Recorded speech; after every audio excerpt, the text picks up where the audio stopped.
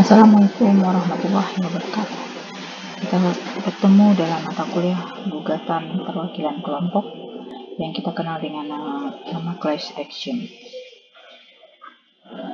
Gugatan perwakilan kelompok atau class action adalah merupakan sinonim representative action, yang berarti bahwa gugatan yang berisi tuntutan melalui proses pengadilan yang dilanjutkan oleh beberapa orang yang bertindak sebagai wakil kelompok kelas representatif. Penelitian ini hampir sama seperti yang dikembangkan oleh Roger Multimedia Encyclopedia, yang berpendapat bahwa class action adalah gugatan yang diajukan oleh seseorang atau lebih anggota kelompok masyarakat mewakili seluruh anggota kelompok masyarakat.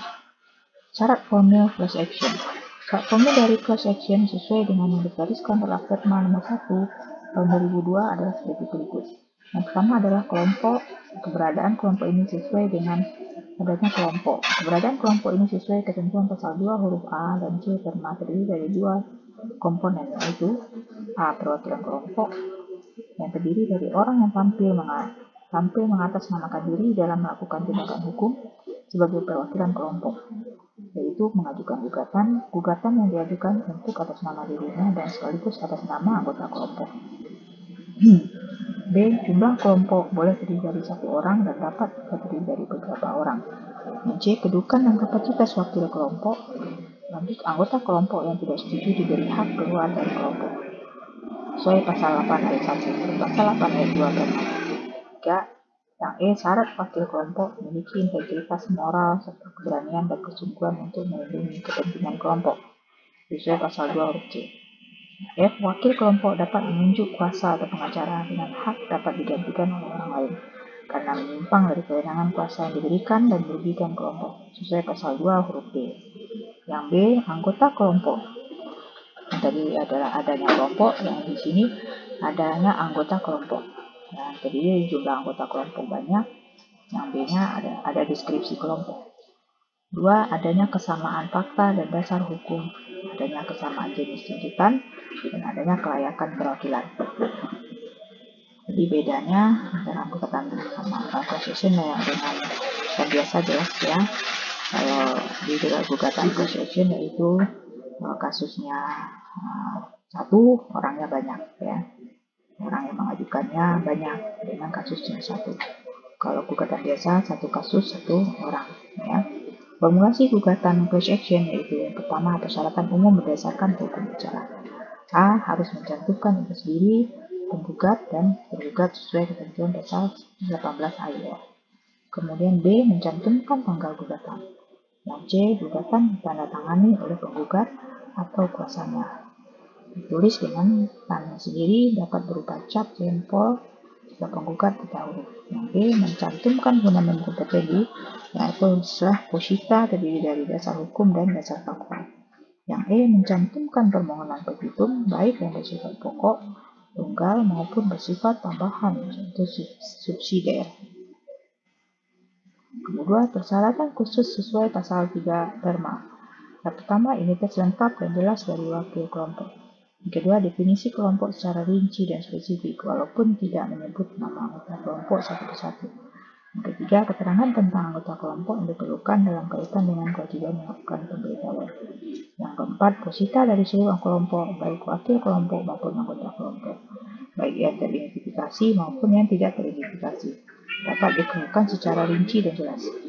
Penjelasan tentang beberapa bagian kelompok atau subkelompok, pemohon atau petitum tentang tuntutan ganti rugi.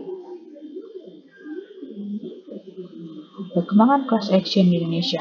Sebelum pemberlakuan hukum lingkungan, dapat dilihat kasus sebelum tahun 1907, class action sudah pernah dipraktekkan dalam dunia peradilan Indonesia, yaitu pada tahun 87 antara RO seperti kasus Tambunan melawan perusahaan pokok Bentul, Remaja dan radio swasta Niaga Prambors.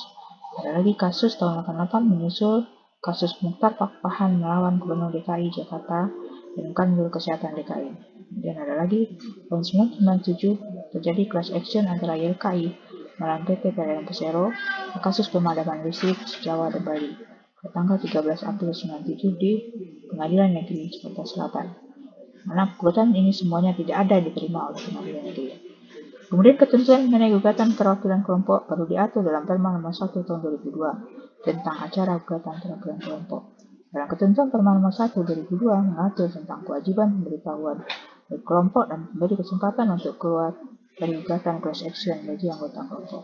Terkait class action sesuai dengan ketentuan pasal 37 ayat 1 Undang-Undang Nomor 3 tahun 97 tentang lingkungan hidup dan pada pasal 46 huruf B nomor 8 tahun 99 tentang perlindungan konsumen.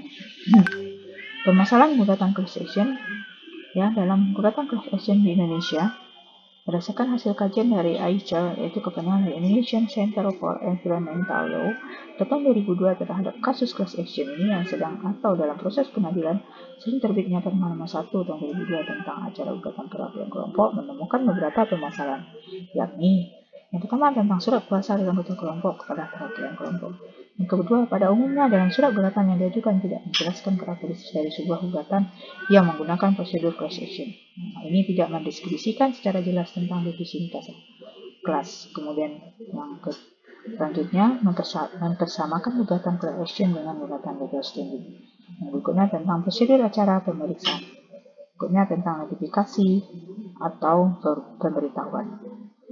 Terus terakhir mengenai implementasi keputusan pengadilan mengenai distribusi ganti kerugian.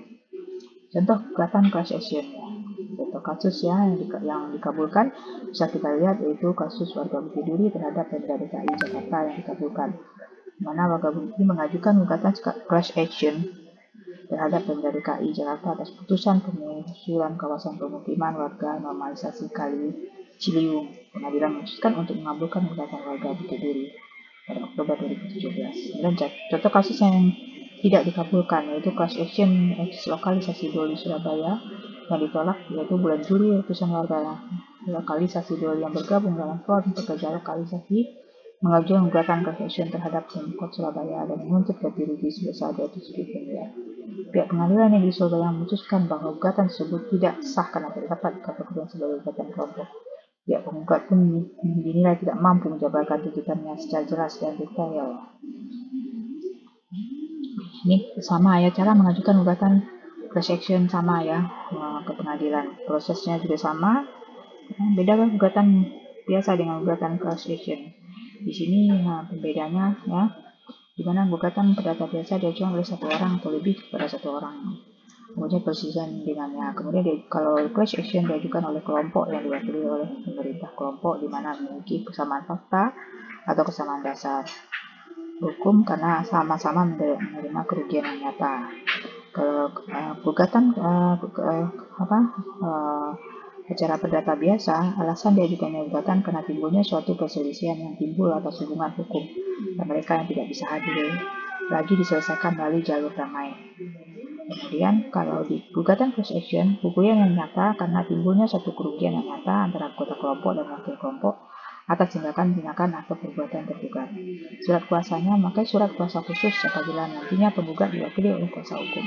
Kalau dalam class action, untuk kepentingan hukum anggota kelompok, wakil kelompok tidak disyaratkan memperoleh surat kuasa khusus dari anggota kelompok. Kemudian tujuan diajukannya gugatan menurut tergugat untuk memenuhi kewajibannya kepada penggugat, baik berupa pernyataan ganti rugi maupun penemuan suatu prestasi. Kalau dalam class action pada dasarnya hanya meminta suatu ganti kerugian atas kerugian yang telah diderita oleh pihak penggugat. Dan identitas penggugat hanya dicantumkan identitas penggugat dan kuasa hukumnya. Dalam class action mencantumkan identitas lengkap dari para wakil kelompok sebagai penggugat atau kuasa hukumnya juga mencantumkan mengenai definisi kelompok dan keterangan anggota kelompok. Isi tuduhan positanya berisikan Rex Python dan Rex Grounden. Kalau dalam gugatan class action berisikan aspek kesamaan fakta wakil kelas dengan anggota, fakta, hukum, sifat, dan perbuatannya. Demikianlah materi kita tentang gugatan class action. Sampai ketemu kita di materi selanjutnya tentang kumulasi gugatan.